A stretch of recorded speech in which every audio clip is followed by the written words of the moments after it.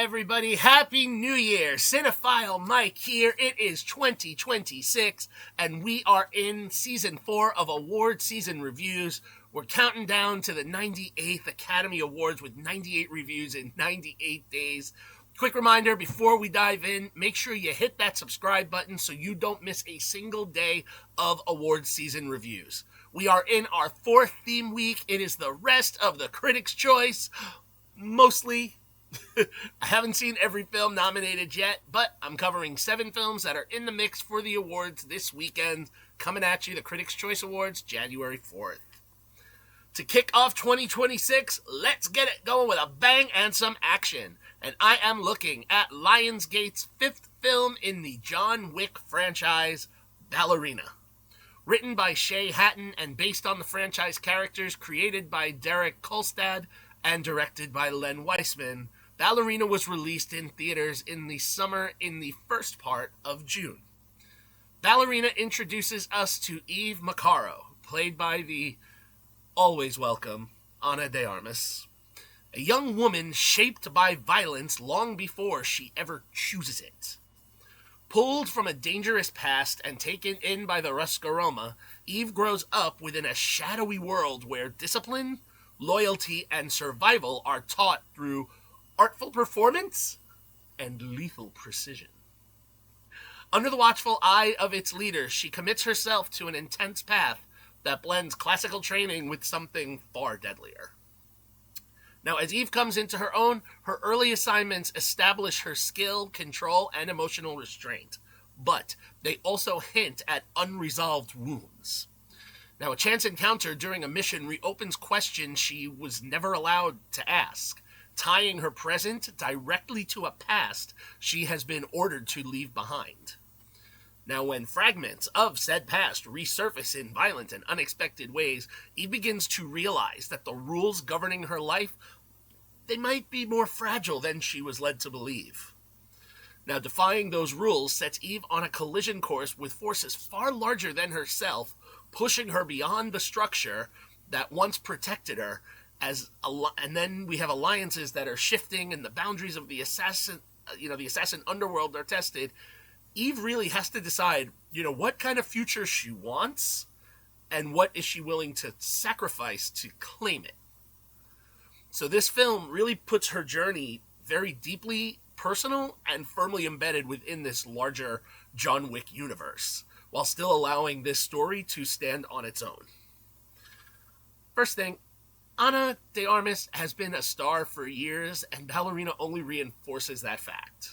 She has long had, one of those actresses with that rare ability to elevate weak material.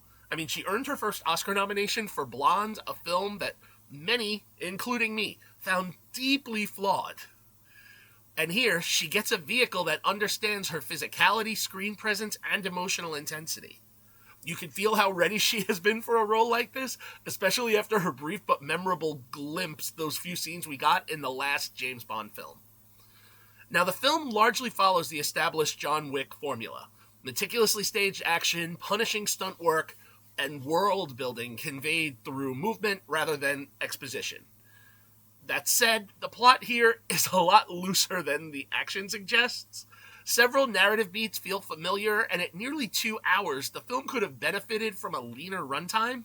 I would have said maybe closer to about 100 minutes, like an hour 40, hour 45, especially given how much of the momentum is driven by repetition rather than escalation. The extensive reshoots that were done as this are noticeable at times, but, bringing Chad Stahelski's influence into the mix ultimately strengthens the final product, particularly in how the action is framed and executed. Where Ballerina truly shines is in its craft. The stunt work is excellent. Every hit lands with the same visceral impact fans expect from this franchise. But Eve's background as a trained ballerina adds a distinct elegance and flair to the choreography. The editing team keeps the action sharp and readable, while Philip Ivey's production design provides a series of striking environments just begging to be demolished.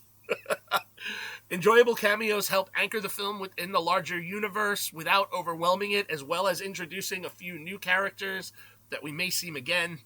Ultimately, Ballerina is a solid, entertaining expansion of the franchise. It does raise one question, though, if whether it maybe arrived a little bit too soon after the emotional weight of the last John Wick film. Especially with that finale still very much on the mind, I feel we needed a little more distance before we got this. Now, let's talk box office and awards. After its theatrical run, Ballerina underperformed overall, making $58,051,327 domestically and an additional $79,165,258 internationally for a worldwide take of $137,216,585. Critically, the film fared well, with 306 critical reviews giving the film a 75%, and the audience who loved it more, from over 5,000 audience reviews, show it sitting with a 92% on the popcorn meter. Award season-wise, for the Critics' Choice Awards, not surprising, Ballerina is nominated for Best Stunt Design.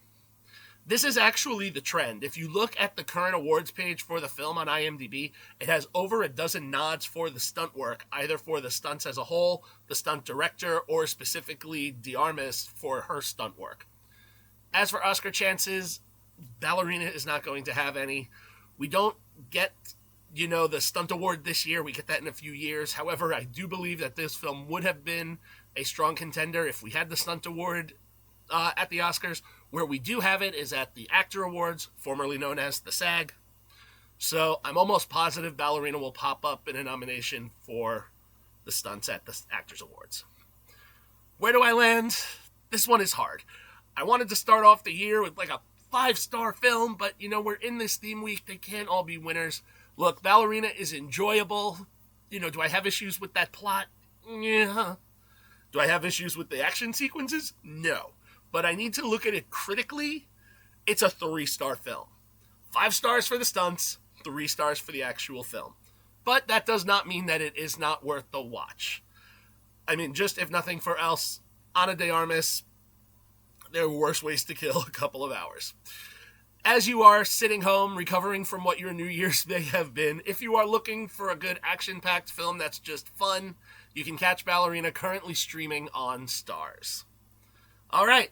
Happy New Year again, everybody. Thank you all for joining me for episode 25 of Award Season Review Season 4. We're going to be doing this for the next 73 days, so make sure you stay with me.